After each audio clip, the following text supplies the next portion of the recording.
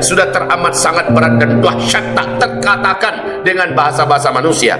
Nah, siapa para penghuninya? Adalah orang-orang yang zalim. Orang-orang yang zalim. Di dalam Al-Quran Allah menyebutkan banyak cerita orang-orang yang zalim.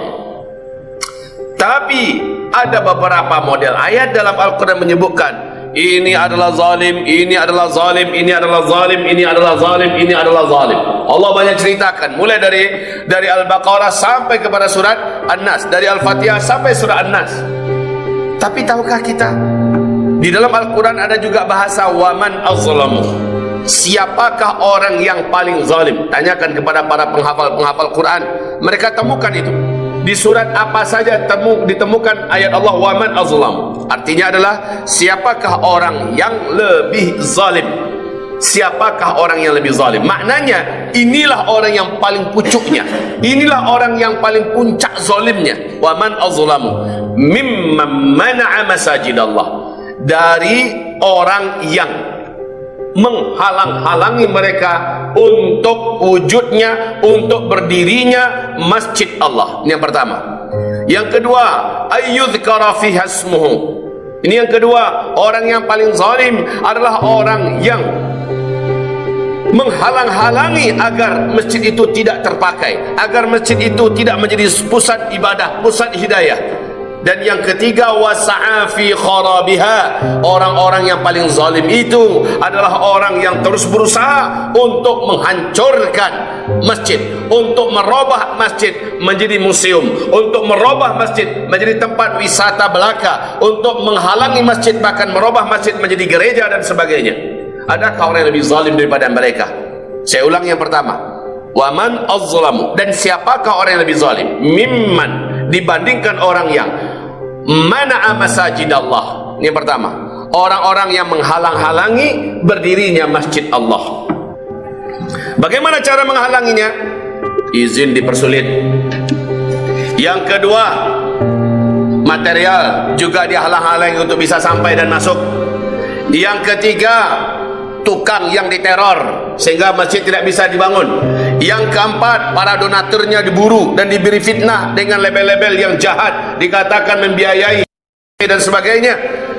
Yang kelima, ya, kampung orang-orang kawasan itu ditakut-takuti bahwa ini akan menjadi tempat ini, tempat aktivitas itu segala macamnya, sehingga masjid sulit untuk bisa dibangun. Siapakah orang yang lebih zalim daripada orang yang ini? Siapakah yang lebih zalim dari orang-orang yang menghalang-halangi untuk bisa wujudnya masjid di sebuah daerah, di sebuah kota, di sebuah desa? Inilah orang yang paling zalim, mereka yang menjadi menghalang-halangi untuk didirikannya masjid. Kalaulah tempat wisata yang dibuat, dia menghalang-halangi, okeylah, karena mungkin dia tidak, bisa jadi tidak mendapatkan keuntungan, bisa jadi dia tidak dilibatkan dan sebagainya. Tapi ini masjid, bukan tempat di mana orang membangun perusahaan yang menghasilkan uang. Masjid, tempat Allah disembah di dalamnya. Kenapa dia menjadi orang yang Kenapa dia menjadi orang yang mempersulit penandatanganan untuk keluarnya izin? Kenapa dia yang mempersulit bahkan mencabut izin yang sudah ada? Bahkan dia termasuk orang yang ikut mengompori penduduk warga masyarakat sehingga masjid tidak jadi dibangun. Siapakah yang lebih zalim daripada mereka ini? Mimman mana'a masajid Allah. Ini yang pertama, ya. Siapakah orang yang lebih zalim dibandingkan orang-orang yang menghalang-halangi masajid Allah? Ada yang mengatakan masjid Allah ini khusus Masjidil Haram saja. Tidak, ini jamaknya masajid, ya, bukan masjid. Kalau masjid mufrad satu, tapi ini masajid, berarti semua masjid di mana saja tempatnya, mau di Tanah Haram, mau di Baitul Maqdis, mau di Sumatera Barat, mau di Padang, mau di Lampung, di mana saja masjid Allah, ada pihak yang menghalang-halangi untuk bisa terbangunnya masjid di sana, terhambatnya pembangunan masjid di sana. Ini adalah orang yang paling zalim. Wa man azlamu mimman mana'a masajid Allah.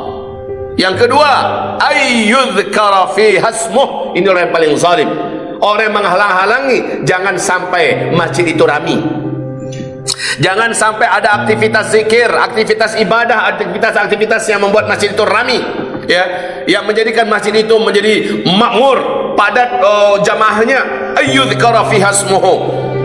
Kalau perlu, macam di Libya, kejadian sebelum Gaddafi tumbang, tak tahu sekarang, masjid itu hanya digunakan untuk solat saja. Habis solat ditutup. Habis solat ditutup. Tidak boleh ada kegiatan apapun, kegiatan pengajian, kegiatan tabligh akbar, kegiatan madrasah, kegiatan belajar Al-Quran, tidak boleh. Ini kenapa? Karena pemerintah berprinsip kalau sudah berkumpul 2 orang atau lebih, ini akan bicarakan masalah makar dan sebagainya. Sehingga al-lijanu fi kulli makan, katanya, mata-mata ada di seluruh tempat. Jahat sekali, sehingga masjid tidak bisa dijadikan sebagai pusat untuk melakukan kegiatan-kegiatan dunia dan akhirat. Padahal fungsi masjid adalah di dalamnya sentral, pusat segala perputaran urusan duniawi dan ukhrawi di masjid diatur, ya, di masjid dilaksanakan. Ibarat Allah yang kami muliakan, ayyudhkara fiha ismuh. Orang salat ke sana, awas siapa yang pergi ke masjid itu adalah masjid. Orang yang salat di sana, maka dia akan dicap untuk mendukung kegiatan aktivitas, bahkan dia pun akan digelar, dibuat orang takut. Ayyudhkara fiha ismuh, sehingga orang-orang lari daripada masjid-masjid. Terus yang ketiga, wasa'a fi kharabiha. Masjid udah ada, alhamdulillah. Aktivitas ibadah sudah jalan, alhamdulillah. Datang dia yang berusaha untuk menghancurkan masjid itu. Dia yang berusaha agar mempermasalahkan izin masjid.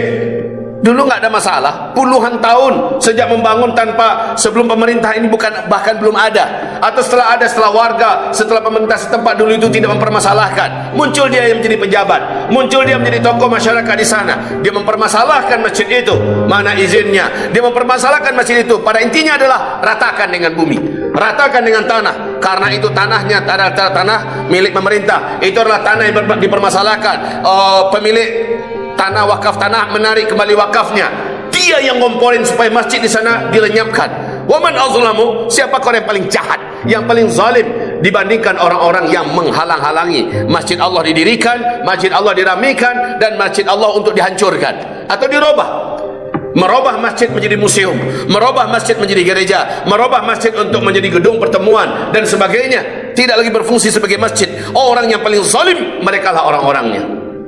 Dan tempat mereka sudah tidak usah kita diskusikan lagi. Dari awal kita mulai khutbah, sudah kita mulai sampaikan bahwa tempat nanti di akhirat hanya 2, surga atau neraka. Kalau tidak di surga, pasti di neraka. Tak mungkin dia di surga sebentar lalu masuk neraka selama-lamanya, tak mungkin itu. Tapi kalau dia di neraka, memang masih ada, selama iman di dalam dadanya masih ada seujung kuku, masih ada harapan dia keluar dari neraka. Namun janganlah bermimpi tentang neraka ribuan tahun ataupun 1000 tahun atau ratusan ribu tahun atau jutaan tahun lalu dia dikeluarkan dari neraka baru dia masuk surga. 1 detik pun dia tidak akan pernah menghayalkan untuk berada di dalamnya. Ibarat Allah yang kami muliakan, lanjut firman Allah Subhanahu wa taala di dalam ayat 114 tadi, wa man azlamu mimman mana'a masajidallahi ayyudhkara fiha ismuhu wa sa'a fi kharabiha.